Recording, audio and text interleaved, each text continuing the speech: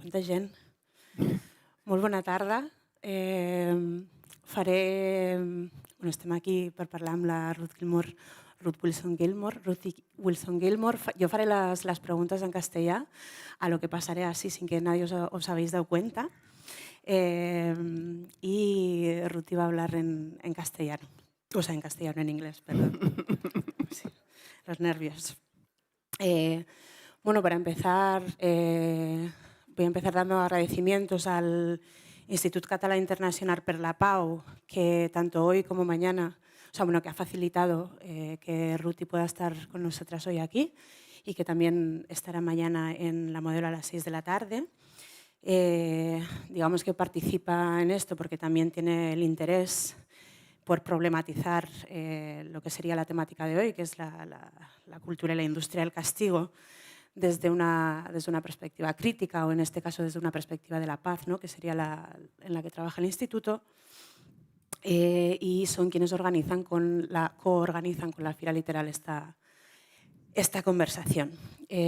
Antes de adentrarnos voy a presentar a la amiga y camarada Ruth Wilson Gilmore, que estoy segura que todo el mundo la conoce, pero por dar un par de detalles, ella es militante y pensadora abolicionista desde hace una pila de años, no me voy a atrever a decir ni cuánto. Y también es autora del libro Golden Gulag y Geografía de la Abolición, que encontramos traducido al castellano por parte de la editorial Virus el año pasado, si no me equivoco, que salió en castellano, así que tenemos acceso a toda una caja de herramientas conceptuales, políticas y teóricas que hasta entonces estaban solamente en inglés. Dicho esto, voy a pasar directamente a la conversación. Mi idea es que yo hable poco y que ella hable más y mucho, que para eso tenemos el gusto de tenerla aquí. Entonces, voy a empezar por decir que digamos que las principales preocupaciones políticas de los movimientos, las organizaciones antirracistas, anticapitalistas, en Barcelona, pero quizás en Cataluña también, o en este contexto que es un poco amplio, ¿no? Esta territorialidad, actualmente se pueden aglutinar, o digamos que hay una concentración importante por la preocupación en temas de la lucha por la vivienda, por la explotación, es decir, el trabajo, la crisis del trabajo, la reforma de la ley de extranjería, ¿no? Que va a provocar o tiene toda la vista de provocar que miles de solicitantes de asilo se vean abocados a la irregularidad administrativa, ¿no? A una situación de vulnerabilidad y vulneración extrema, junto con las personas que ya están en situación irregular, ¿no? Y por eso toda la campaña de regularización ya que lleva muchísimos años. Estas son algunas de las preocupaciones y esto inevitablemente se enreda con todo lo que sería la expansión de la criminalización y la violencia policial como método, ¿no? O estrategia para controlar, vigilar, disciplinar a las personas que se han vuelto excedentes, ¿no? En la medida que se va profundizando en estos desórdenes creados por el sistema y también como medida o método para controlar a las personas o grupos que se organizan para contestar este sistema, ¿no? Entonces, como primer pensamiento o apertura de pregunta, pensaba, la conversación de hoy está titulada Aboliendo la industria del castigo, ¿no? Los retos políticos y las prácticas para la emancipación. Voy a cambiar emancipación por liberación, que es una palabra con raíces un poco más radicales. Y la pregunta era, el sistema, esto que llaman Prison Industrial Complex, en este caso en nuestro territorio, el sistema de detención y prisiones es en realidad, sobre todo, públicamente financiado, no es un sistema sobre todo privatizado, como puede ser quizás en otros contextos. Eso no significa que no se entremezclan, que hay privatización de ciertos servicios como catering, limpieza, servicios médicos, etcétera, ¿no? Incluso los centros de detención o los centros de internamiento de extranjeros están públicamente financiados.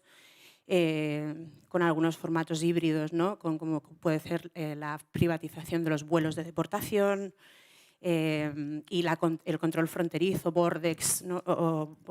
Frontex, la industria del control fronterizo. Entonces, en este sentido, teniendo en cuenta esto, gran parte del presupuesto policial o del presupuesto de la seguridad, el presupuesto securitario, está yendo más y más hacia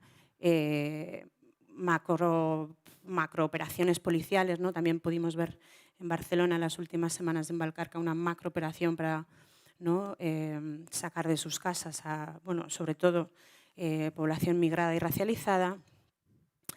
Pero entonces cuando pensamos en abolir la industria del castigo, igual en este contexto necesitamos pensar la forma en que el Estado está colaborando, facilitando esta industria capitalista, ¿no?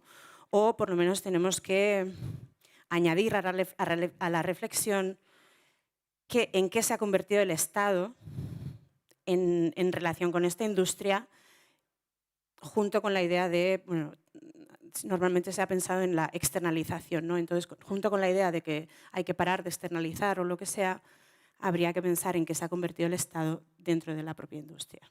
Okay. Thank you. Thank you, dear friend and comrade. And I'd like to thank a lot of people before I launch into my conversation today. The two people I must thank first are Brenna Bandar and Alberto Toscano, who had the idea to make this collection of works that I wrote and published over the past more than 35 years. I'd also like to thank my comrades here at Editorial Virush, What a Collective, and particularly Hector, who has guided me through so many different events. Thank you to Julia and Laura and all of the Literal team, and to Sandra and our comrades at ICIP for making this encounter possible. I'm really grateful to everyone, but I'm especially grateful to you for having written the preface for this book, which was published last year, and for being, again, my comrade and my friend. So in order to talk about what industrial means, I would like to just give people here who don't have a sense of this book what its ambition is. It has 4 parts. The first is called What is to be Done? And if that makes you think of Lenin, that is correct. The second part is called Race and Space. The third, which I'm going to talk about a little more in answer to this question, is called Prisons, Militarism, and the Anti-State State. Anti-State State. And the very last part is called Organizing for Abolition. And I think that is where our conversation will wind up. I hope so, anyway. So I called this book Abolition Geography in order to suggest that what we're trying to do is to create the historical geography of the future. And that, of course, resonates very well with the topic of this literary festival. So how are we trying to create the historical geography of the future? Which is to say, to create relations, situations, human environment interactions that are such that in the future, looking back, they'll say, abolition. That's why we're not in cages. abolition. That's why we have these houses. Abolition. That's why. Even as in the future, people will continue to struggle to maintain and expand those social realities. So why would, well, maybe I should start with how. How do we do this? I'll come back to this later, but I would like to invite you to think with me about abolition as emancipation in rehearsal.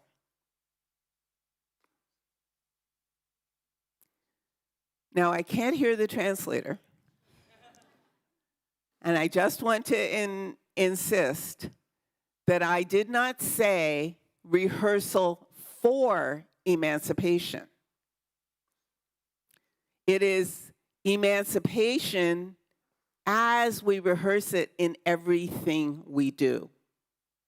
This is not a rehearsal for emancipation. This is emancipation in rehearsal.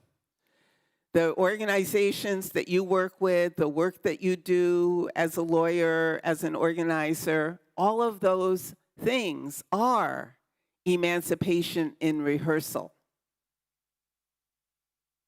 So that's the how, and we will talk about that a lot more as our conversation proceeds. Why? Why? The best way I have figured out to date to summarize why is to say that freedom is a place.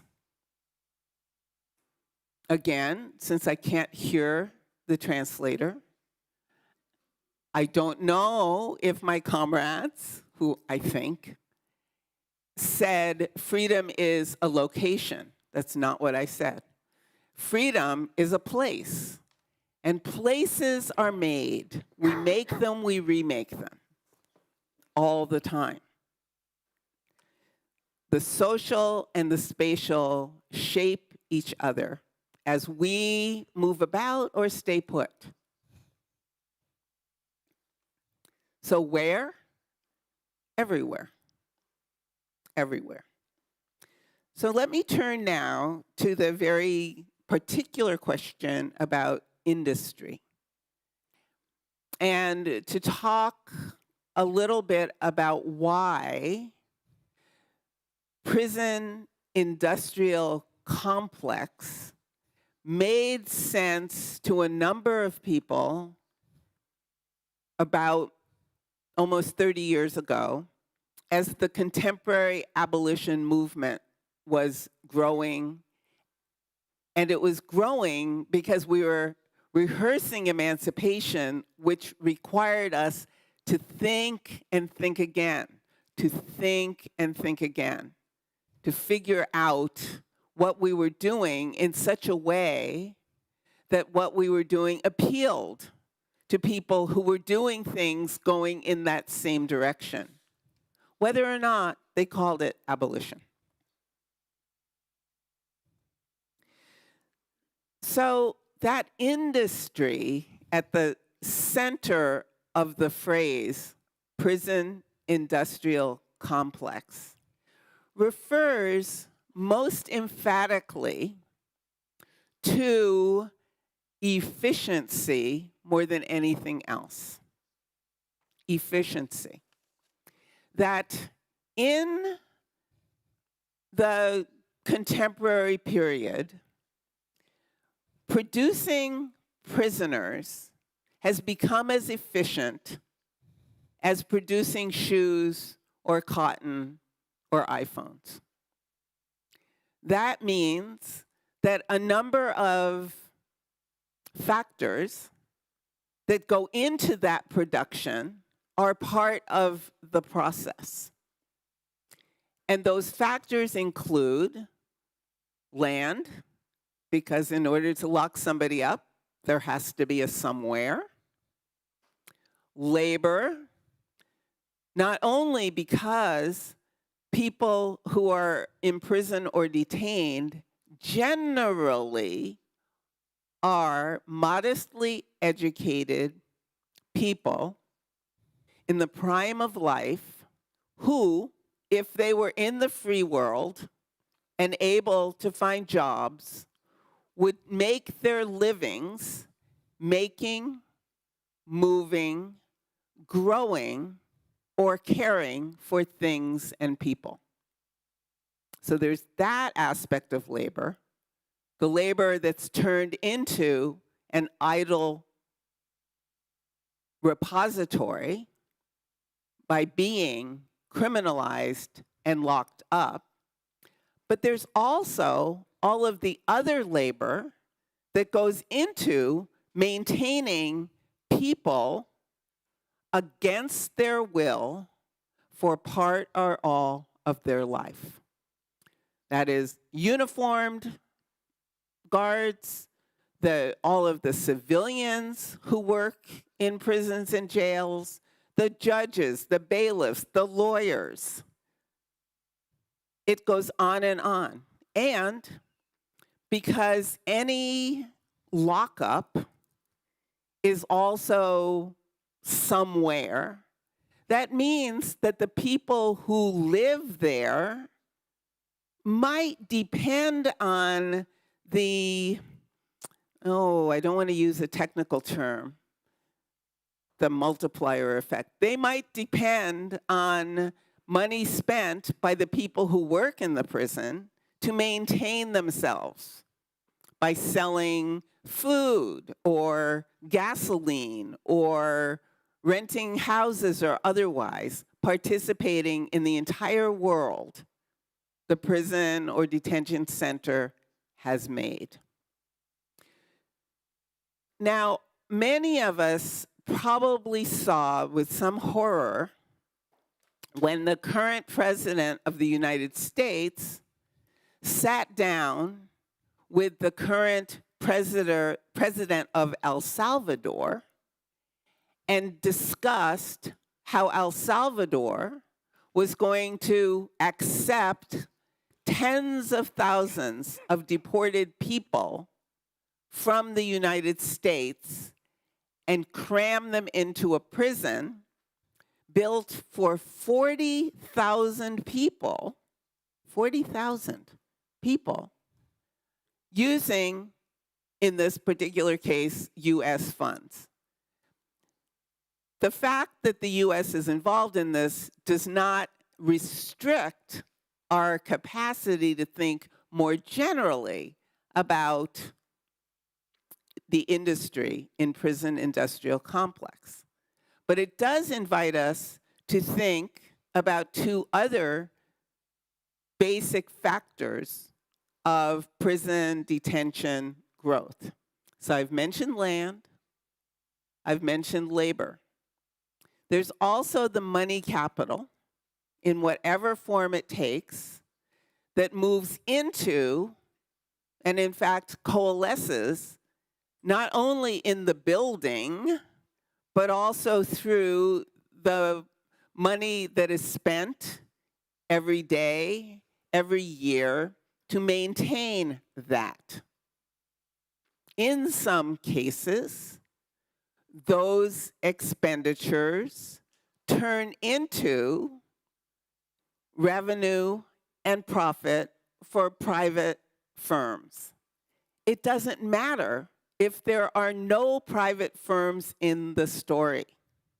It doesn't matter. What matters is the revenue passes through, people depend on it, and that dependence is enabled by the fact that people are held there for part or all of their life against their will, even if all they do is sit there or sleep there or weep there or laugh there. The money passes through. The fact that their time has been extracted from them. And that time is the non-renewable resource. None of us can renew time. None of us. So we've gotten to 3 factors, and there's one more. So we've said land, we've talked a bit about labor, we've talked about the capital that passes through, a public or not public, makes no difference, passes through because people are held against their will. The fourth thing, the fourth factor, is the state's capacity to organize land, labor, and money capital. That's the fourth factor. So no matter where people are held against their will, under any statute of criminal or other detention or incarceration, the state, at whatever level, has organized these factors, right? Has organized these factors. And those factors then produce the conditions of possibility for certain fractions of the state to become bigger and more powerful, and in a zero-sum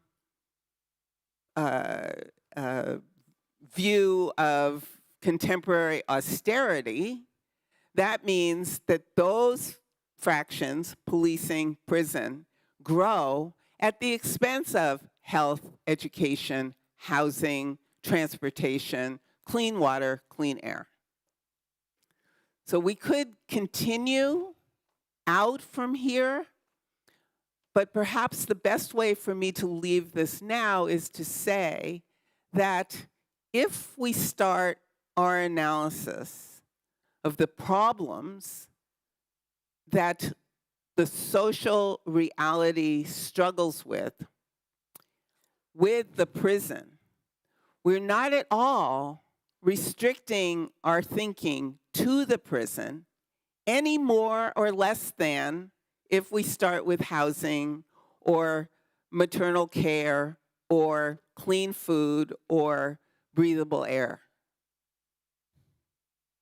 To me, it doesn't make any difference where we start, and a number of people decided in recent decades to start with prison, not because it's the most important thing, but rather because we kept getting slammed in the face with it, even though we thought we were bringing an entire array of political commitments and organizational struggles to bear on how to create the historical geography of the future.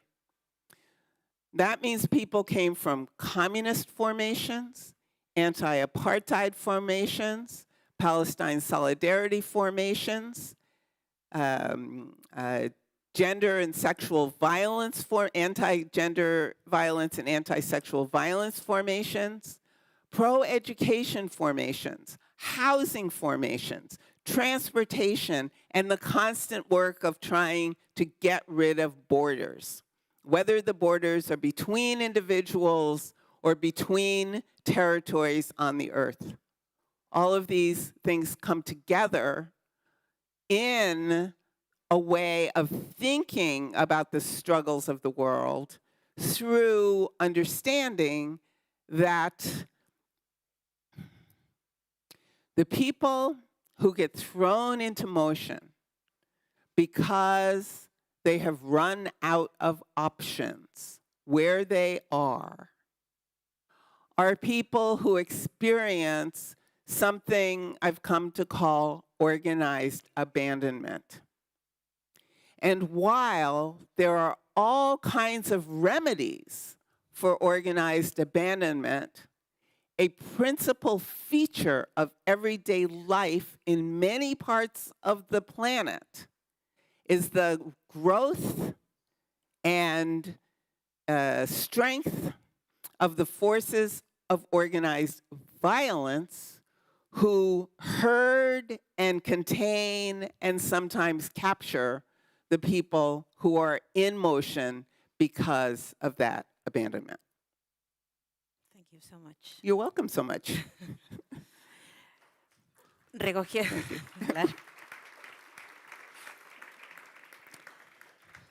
Recogiendo aquí, con la idea de poder acabar, sí, hablando sobre la abolición de forma amplia y profunda, con un poco de tiempo, sí que quería introducir la cuestión de precisamente, ¿no? Tú trabajas esta idea de del abandono organizado y el binomio de qué es la violencia organizada, ¿no? El abandono organizado produce poblaciones excedentes, vulnerabilizadas, pobres, racializadas, bueno, abandonadas por un sistema que podría estar trabajando por el cuidado de sus vidas y sin embargo está por el cuidado del capital y de otros intereses que no son la vida, ¿no? Y entonces, relacionado con esta idea de la violencia organizada, que serían todos los sistemas de violencia organizada propiamente dicho, digamos, policía, fronteras, cárceles, centros de detención y quizás también otras formas de organización más amplias que no necesariamente están vinculadas al Estado. En esta forma que tenemos de intentar organizarnos para responder a la violencia organizada, que tiene que ver mucho también con cómo el Estado produce espacios de legitimidad de su violencia organizada, a través de la criminalización, etcétera, a veces nos hemos visto atrapadas o a veces movimientos y personas hemos respondiendo con un discurso de la inocencia. Es decir, no, esta gente no es culpable, es inocente, ¿no? Creo que podemos recordar, yo qué sé, el buen migrante, bueno, hay muchos ejemplos que no quiero ni repetir, digamos. Y entonces, en realidad, tú tienes un texto que a mí me gustó mucho, pero en todo caso has hablado más de una vez, sobre el problema de la inocencia como una especie de trampa, digamos, y quiero saber si puedes expandir un poco en esta idea sobre el problema de la inocencia como una trampa y cómo esto podría cambiar la conversación sobre la función del castigo, digamos, o lo que hace el castigo, lo que el castigo es, si esto tiene sentido. Great question.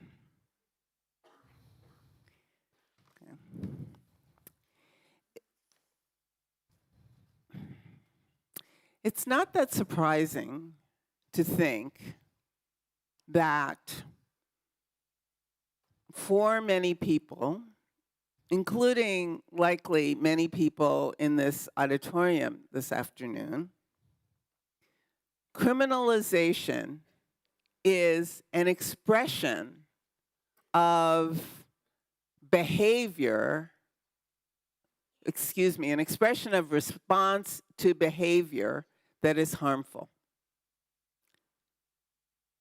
It naturalizes crime and displaces what we should be thinking about, which is how to minimize harm, and instead to focus on the category of crime and then to struggle over what the appropriate response to crime should be.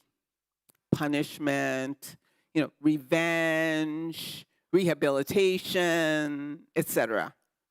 Right? And in that thinking, there is a fairly wide strand of belief that has changed over the decades that I've been doing this work, but still constantly comes back to the surface again, that proposes some people who are caught up in the unfreedom of detention, criminalization, and prison should not be there because they are innocent, i.e., they're the guilty who should be there, though perhaps treated better, and then the innocent who should not be there. So there are a few things about this problem that I would like to address. since we're here at a literary festival trying to think about difficult ideas together. The first is to remember that an edge is always an interface. Did that make sense, translators? Yeah? Okay. So the line between innocent and not innocent is also a connection, which then should make us wonder how sturdy that line is. And if you haven't wondered, I will just spoil it for you and tell you it's not sturdy at all. It's not sturdy at all.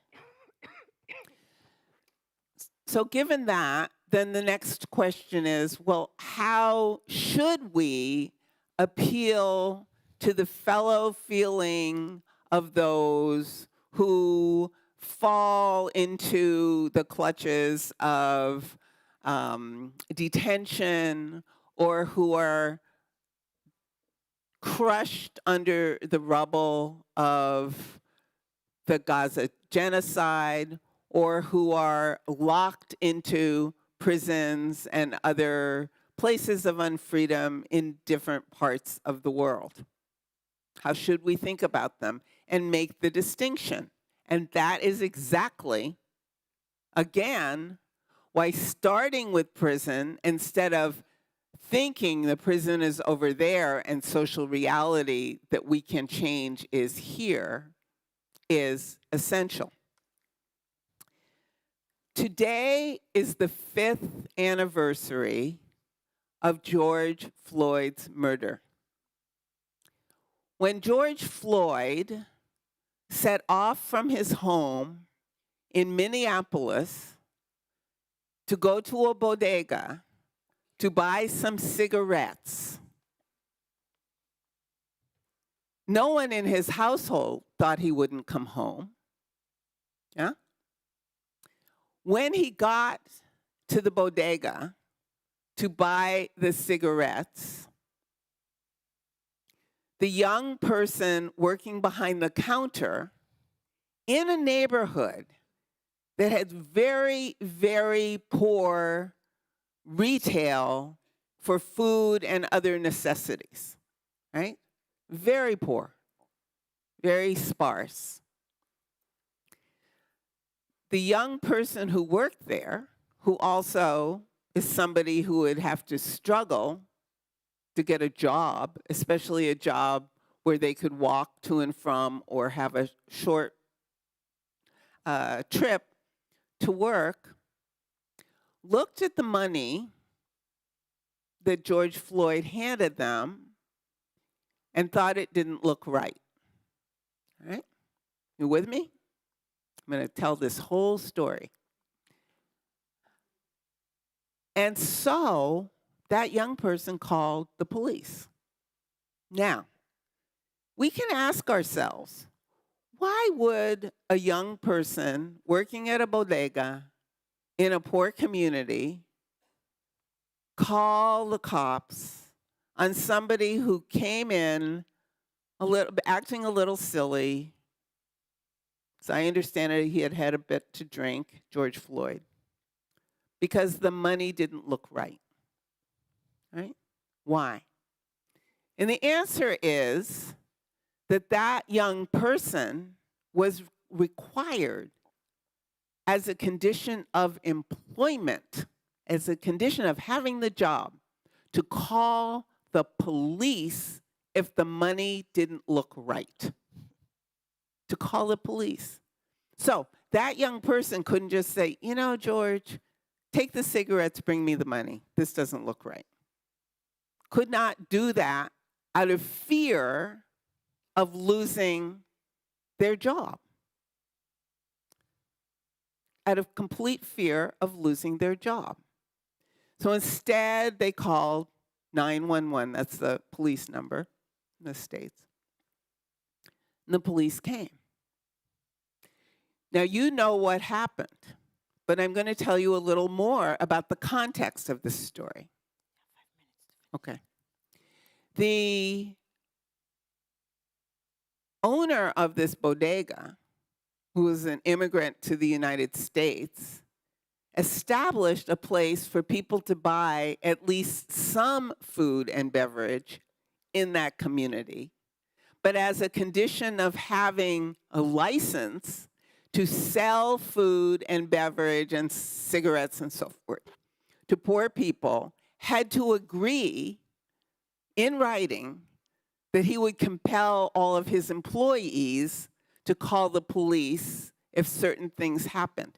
What does this mean? It means that the forces of organized violence are not just limited to the police who wear uniforms and carry guns, but that other people are inducted involuntarily into those forces as against the other things they might do. And under fear of not being able to make a living, they pursue this activity. George Floyd would not have died if these requirements had not been there. Does that make him innocent? I don't know anything about the money. That isn't what matters. What matters is how we think about harm and what we do about harm, and how people have become vulnerable to harm they might not otherwise have encountered, and how people can organize against harm, including the most terrifying harm of interpersonal and other violence. Okay. Bien. Vamos con la última. Okay. Gracias porque has hecho todas las conexiones necesarias y voy a volver con algunas cosas que has dicho en la primera pregunta para que igual te puedas explayar en esta tercera sobre en realidad todas las conexiones en relación a todos estos temas que estamos hablando que sobrepasan o superan eso que se ha entendido como complejo industrial carcelario, que es como la cárcel, ¿no? Pero que esto va mucho más allá y tiene que ver con todas estas conexiones. Entonces, el último pensamiento, o es decir, disparador de conversación, disculpa, es precisamente esto, ¿no? Que el contexto local no es una isla, o sea, esto que pasa aquí en Barcelona o en Cataluña o en un barrio o en otro no es una isla, sino que no está no siendo afectado por otras cosas que están pasando en otros lugares. A nivel global, pero también a nivel local, eso como por un lado, y como muchas veces tú has mencionado, el capitalismo racial y por lo tanto, bueno, pues tanto clase, raza, o sea, las categorías que la configuran, digamos, ¿no? Raza, racialización, clase, son contingentes a los momentos históricos y a los momentos también geo y sociopolíticos de lo que está pasando. La primera pregunta es, ¿eso qué significa? O sea, ¿qué entendemos por clase, raza cuando estamos hablando que son contingentes? Y cómo se relaciona eso con el hecho de que todo está conectado. Y la segunda pregunta, que es, todo está relacionado. Que tú y junto con muchísimas otras personas, ¿no? Que se podían ubicar bajo este grupo de abolicionistas marxistas de la tradición radical negra, han propuesto abolición como un lugar, un espacio, un marco político, un programa político desde donde pensar, ¿no? Que es un poco lo que ya has dicho en la primera respuesta, que podrían guiar nuestras estrategias o nuestras formas de organización y que nos puedan ayudar a proyectar un horizonte internacional de liberación. Mientras que estamos actuando pues, a nivel local, ¿no? Si podías responder brevemente estas dos cosas. Okay. Sé que es abstracto y amplio, pero... Okay. And how much... ¿Cuánto tiempo tenemos, perdona? 10 minutes? 15 15 minutes. 15? Oh, Yeah. perfect. We are on time. I'm so happy we're on time. I don't know about the rest of you. I lose track of time when I'm thinking and talking at once, in part because I am overwhelmed by stage fright, and stage fright banishes a sense of time, banishes it. All right, so let's think about abolition as an arc of connection that people in many places who are struggling with many different challenges might use in order to recognize each other. Yeah? In order to recognize each other. And that imperative that we learn to recognize each other comes from centuries of struggle. Centuries of struggle. Centuries of struggle against colonialism, against imperialism, against slavery, right? Now, those three forms, imperialism, colonialism, and slavery, erupted as part of the entire capitalist agenda in the world. Did it have to be that way? Doesn't matter, it is. It is. And the struggles then today not only connect globally, but we can see the very particular ways that those connections become extremely lively when we do something like what we did last summer here in Barcelona. A group of militants who have been working on many different struggles came together in part, correct me if I'm wrong, in part because the housing precariousness of so many people here in the city, something that many have struggled to remedy, but that continues to be a problem.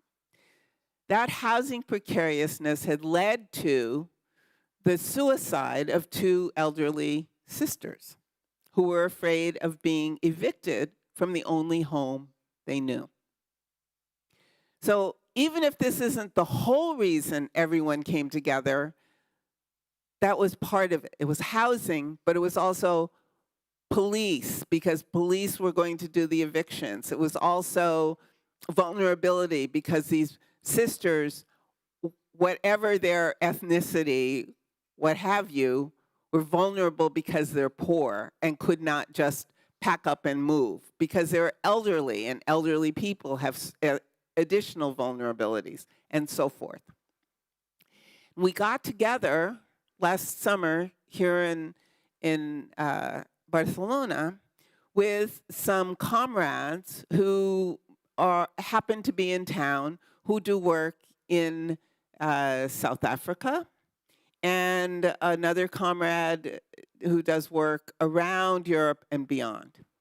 So the South African comrade, Kelly Gillespie, and the German comrade who teaches in Canada now, Vanessa Thompson, came to the meeting and talked about the various ways that people in the struggles that they are part of, so they're not the struggles they study, they're part of these struggles, what they do.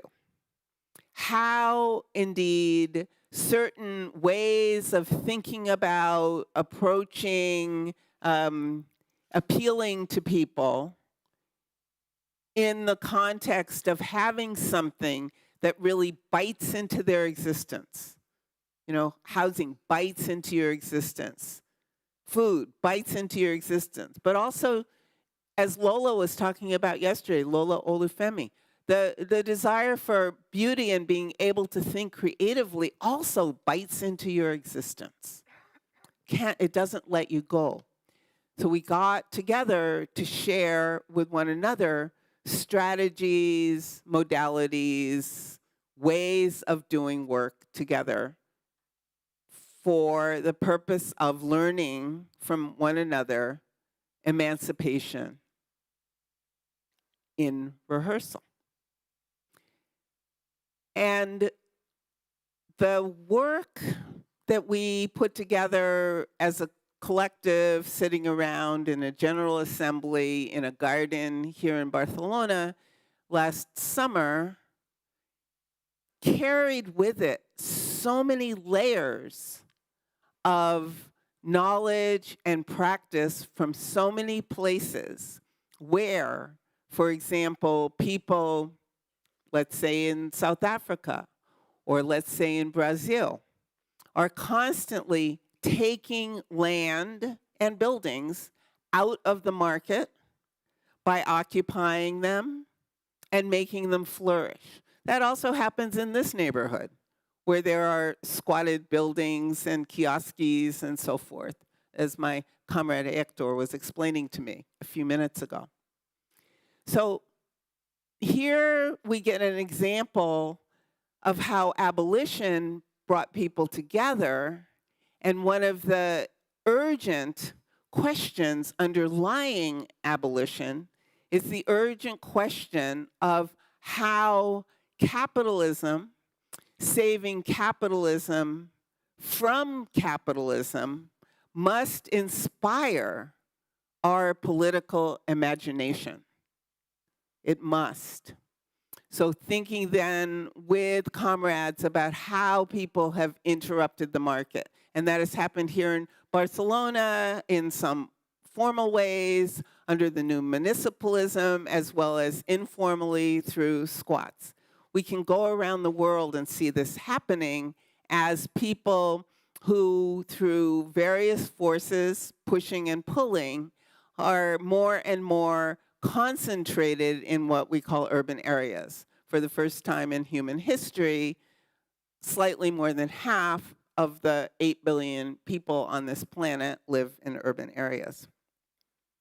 But this then invites us to think about how people who have struggled over using land and water and other resources in a way that's sustainable and durable and reproducible are fighting against, for example, the iron fist of green capitalism that will produce more instances of organized abandonment in order to transform land that could be productive for food and for not capitalist flowers to be transformed to biofuels, for example, or other inputs to that particular form of capitalism. These observations tell us a couple of things about abolition. That abolition has got to be green because the historical geography of the future demands that it be sustainable in a not capitalist sense. Right? And there are many things that people are doing all over the planet toward this goal. The MST in Brazil, the landless peasants workers movement in Brazil is the biggest producer of organic rice in Latin America. This took a long time in many villages and many fields to happen. So for abolition to be green, it has to be red.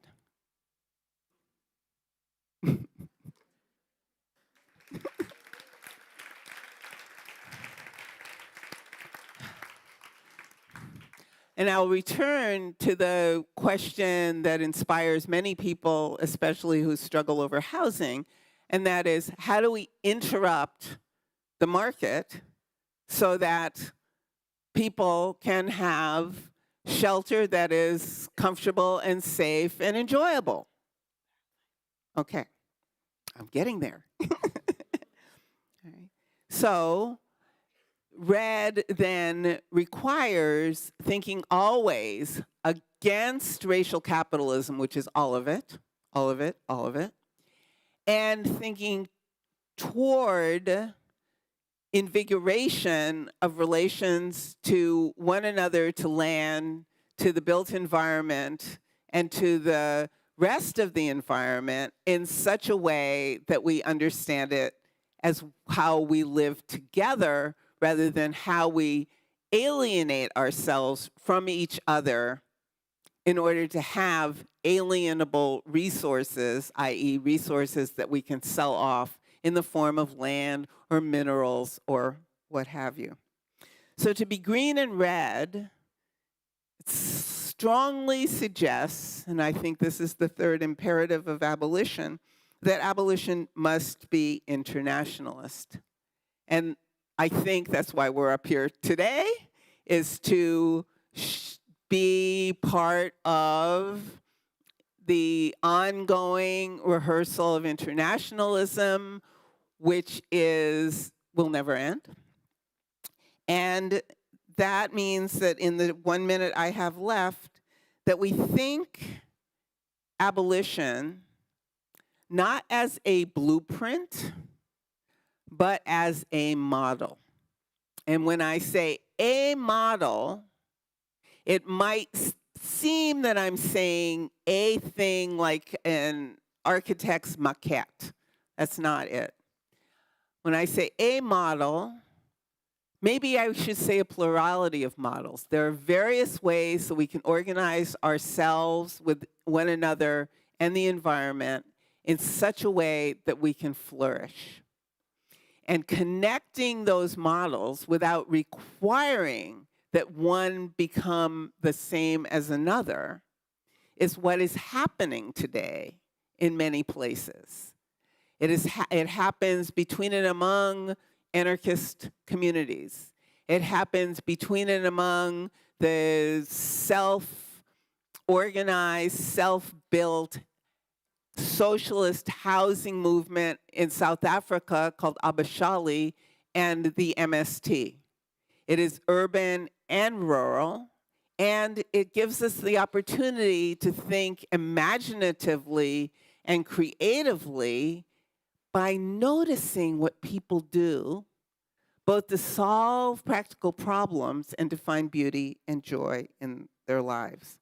So I'll end saying that I think if there's one message I'd like to leave everybody with, it's that we should prepare to win. And when I say prepare to win, I do mean that night have a big party, dance in the street, but it means the next morning, think about what the next part of the rehearsal must be, knowing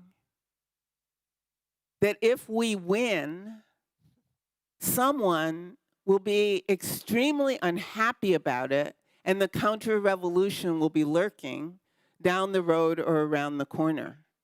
So preparing to win means thinking about the next steps, the next process, the notes for abolition as emancipation and rehearsal, but also understanding that in order to secure emancipation, which is not a status, it's an ontology, requires us to be prepared for the counter-revolution as well, which is very much what we're living in now, not necessarily in this room, but on this planet. So, thank you for your attention. Thank you. Thank you so much. Bueno.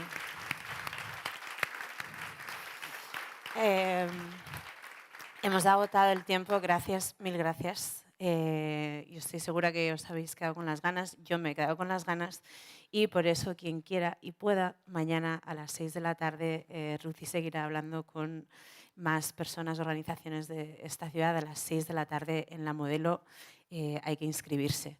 Y por lo demás, bueno, pues mil gracias de nuevo. Siempre salimos de aquí aprendiendo algo. Hasta aquí. Thank you. Thank you so much. That was great.